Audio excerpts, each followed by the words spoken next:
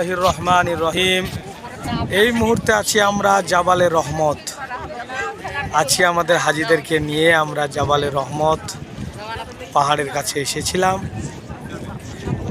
বেশ কিছু হাজি আমাদের ওপরে উঠলেন, আর বাকি হাজি এইখানে আছেন। 5 জন হাজি ওপরে উঠেছেন আর 10 জন হাজি এখানে আছে, মোট 15 জন হাজি।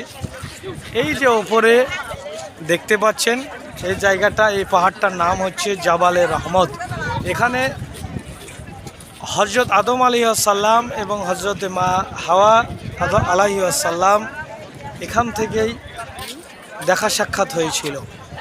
জান্নাত থেকে বিতাড়িত হওয়ার পর দুনিয়াতে এই পাহাড়ের ওপরেই আদম আলাইহিসসালাম নিচের দিকে মা হাওয়াকে দেখতে পেয়েছিলেন। এই আরাফাতের ময়দানের একটা অংশ। এই আরাফাতের ময়দানে জাবালে রহমতের নিকট তাদের দেখা সাক্ষাৎ হয়েছিল।